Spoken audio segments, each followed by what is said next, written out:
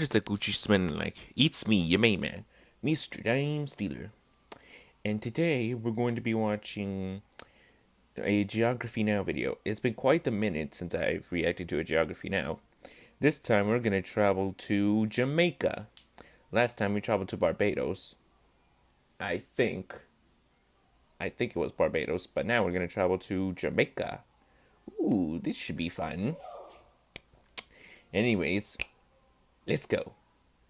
Jamaican subscriber Ashley P sent me this book of Jamaican Patois poems by Louise Bennett. Here's a poem about a time a circus came to Kingston and a lion escaped from its cage. What a magic, what a mystery. Circus lion boss him bound, and the crowd don't get excited, and the crowd is safe and sound. Jamaica people grand me child, Jamaica people bold, for face the king obese with everything under control. The lion bust the cage door down, the lion jumped the wall, and not a soul done holler out, and not a soul done bawl. The lion mingled with the crowd and prowled from west to east. The people sitting calmly and salute the king obese. I love Patois. I wasn't sure if I should laugh at that or not. I don't know why Hey everybody, I'm your host Barbs. I failed at that. Jamaica, probably the most iconic Caribbean nation to ever hit international mainstream pop culture. So many things to talk about, let's just jump in it.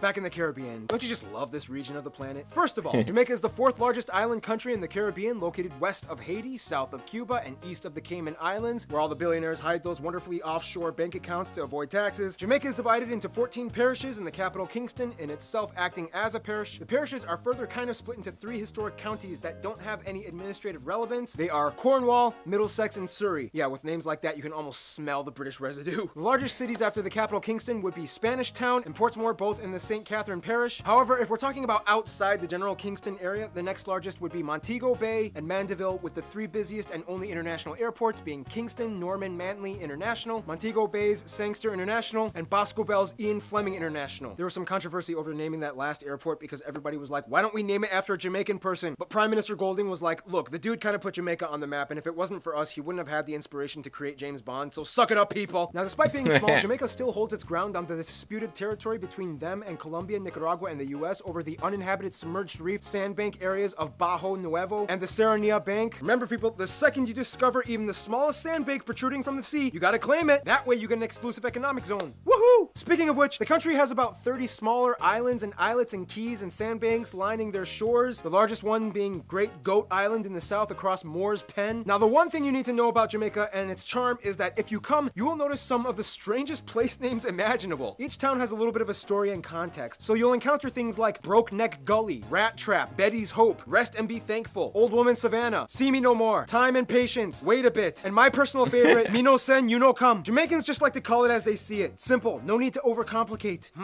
What should we call this place? Drop Sandwich Lagoon! Another interesting thing is that Jamaica has Maroon Villages, which are inhabited by people descended from slaves that escaped and created their own free societies in the mountains. These villages would eventually play a strong role in Jamaica's history and in a future episode, Sierra Leone, but you'll just have to wait like 47 years for that episode. Today, they kind of hold like a slight autonomous and separate role from the rest of Jamaican culture as they live in secluded areas holding on to ancient African traditions. Otherwise, some top notable spaces of interest might include Hero Circle, glistening waters with bioluminescent organisms that light up, Windsor's Fire Spring, you can literally light it on fire, Sunken Pirate City, Floyd's Pelican Bar made of driftwood, Dolphin Cove, the Bob Marley Museum and Mausoleum, Dunn's River Falls, Reggae Beach, Cool Runnings Water Park, Mountain River Cave with Taino and Arawak paintings, Mystic Mountain Rainforest, bobsledding in Ochos Rios, Martha Bray River with wooden rafts, and Irie Blue Hole and Secret Falls. Yeah, I'm still kind of mind blown over that fire water and glowing lagoon place. That's just proof that Jamaica is thriving with magical natural wonders, which brings us to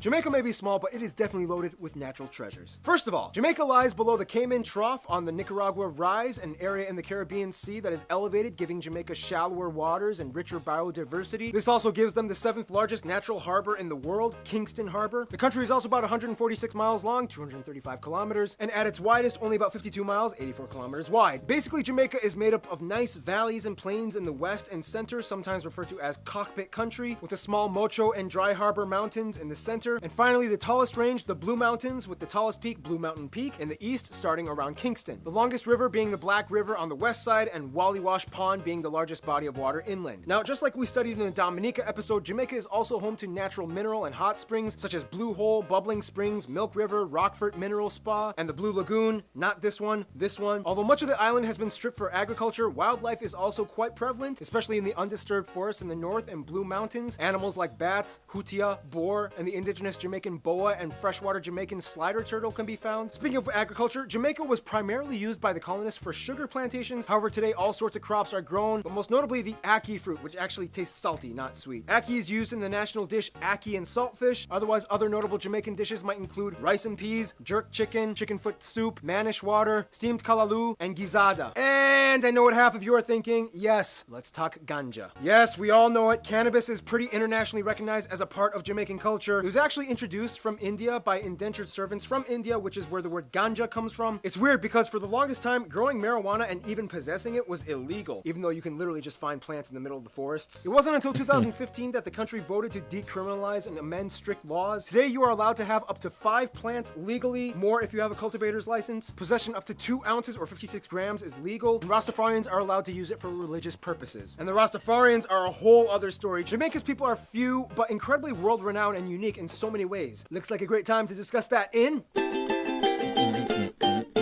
Jamaica lives by the motto, out of many, one people, attributing the unity to all the cultural pieces that have made them who they are today. First of all, the country has about 3 million people and is the 3rd largest Anglophone nation in the Americas. The vast majority of Jamaicans identify as black at over 90%, about 7% are mixed, and the remainder are actually mostly made up of Asians, not whites, like the Chinese and Indian Jamaicans, with whites following after, mostly descended from British colonialists, and other people groups following. And the coolest thing is, they all speak in a Jamaican accent. Here's a white guy and a Chinese guy both born in Jamaica. I come from Jamaica. We come from the western part of Jamaica. Can't really tell you where we come from down there though, because you don't know where we come from. I'm Jamaican. Well, if people don't believe me, them don't believe I come from Jamaica because I'm Chinese. Yeah, that was pretty cool, wasn't it? They use the Jamaican dollar as their currency, they use the type A, B, American-style plug outlets, and they drive on the left side of the road. Now, even though they have a small population, Jamaica has probably made the biggest global impact for Caribbean culture out of all their neighbors. In the quickest way I can summarize their history, Tainos and Arawaks, Christopher Columbus comes in and calls it Santiago, slaves come in from Africa, Brits come in calling it Jamaica, slavery abolished in 1838. The Brits were like, dang, we need cheap labor since the slaves are free.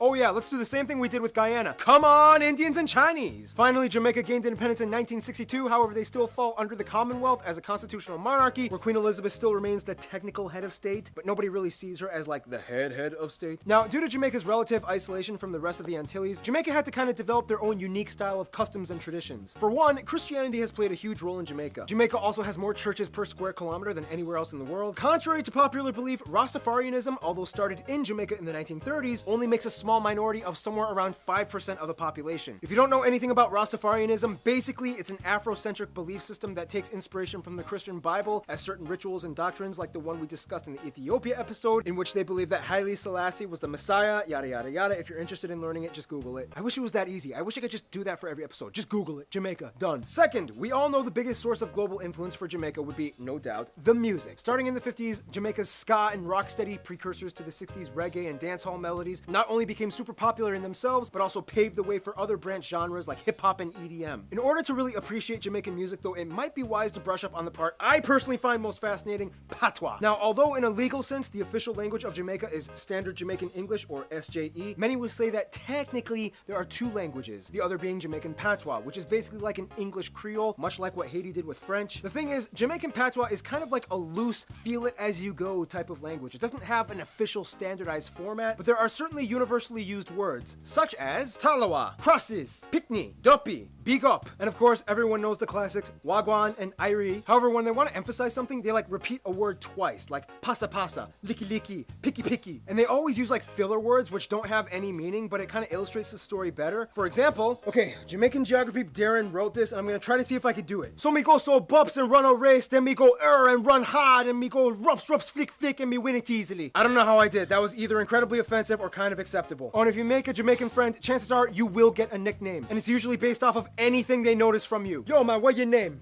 Keith. Nah man, you like the broom, your name Broomy. You eat the cupcake, your name Munchie. You're raising 3 daughters in a house in San Francisco. Me go and call you Bob Saget. Like that! Anyway, we could go on explaining more about the various festivals, traditions, dances, or how they are the only Caribbean nation with an active hockey team, even though all the players are like literally Canadian nationals, but that'll take too long. For what it's worth, some notable people of Jamaican descent might include Michael Lee Chin, Dr. Thomas P. Leckie, Oliver Samuel, sprinters Usain Bolt, Shelly Ann Fraser Price, and Asafa Powell, Merlin Oti, Dustin Brown, Jimmy Cliff, Ziggy Marley, Shaggy, Mona Hammond, Grace Jones, Sonia Richards Ross, Mary Seacole, Damian Marley, Sean Kingston, Portia Simpson Miller, Marcus Garvey, Naomi Campbell, Notorious B.I.G., Patrick Ewing, Louise Simone Bennett, and the most iconic Jamaican maybe of all time, the master himself, Robert Bob Nesta Marley. Alright, now we gotta move on and see who else likes to dance the reggae beat with Jamaica. If you ask a Jamaican what Jamaicans are best at, they'll probably say something like knowing how to slow down and take it easy when life needs to. Therefore, it's not hard for other countries to like Jamaica. First of all, Jamaica has close ties to Cuba, as they have been giving scholarships and medical help for decades. Treaties and business deals have always been active. They have a funny little rivalry with Trinidad and Tobago and Barbados, though, when it comes to dominating the tourism industry and sports competitions. But when they meet up as people, it's like they're brothers all over again. China keeps an eye on them, considering that they already have a noticeable Chinese minority. By the way, Tessanne Chin, who won The Voice in the US, was like a huge deal, and they have been investing like crazy over the past few decades. Jamaicans see this as kind of like a suspiciously nice gesture because they like the business, but they don't want to be taken over by excessive debt. Also, like mentioned in the Ethiopia episode, Jamaicans love Ethiopia, especially Rastafarians. In terms of their best friends though, the Jamaicans I've talked to have said most likely their fellow Anglophone nations, the USA, Canada, and the UK. These areas have the largest Jamaican diaspora communities, and remittance money makes a huge part of their economy. Visa-free entry is allowed for each nation, and each country places Jamaica high on tourism publicity, which in return gives them huge global popularity. In conclusion, Jamaica is like the little island that could, and music was its fuel. People all around the world now put this tiny landmass in high regard, all because they have that certain Talawa charm, but with a laid-back life that everyone admires. Stay tuned, Japan is coming up next.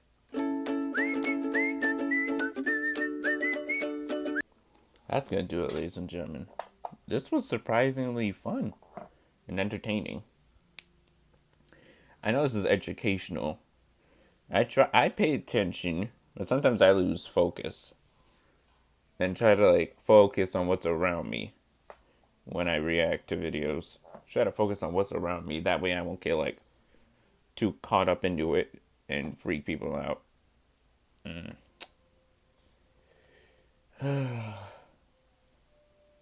This was surprisingly well done. I liked it. Well, yeah, hope you guys enjoyed. If you did, be sure to like, comment, subscribe, and share. Hit that bell for post notifications. Want to watch your video? Link is in the description down below. As usual, I'm Mr. Debs here. I'll see you all later today with a video or a live stream. Most likely a live stream. Till then, see ya.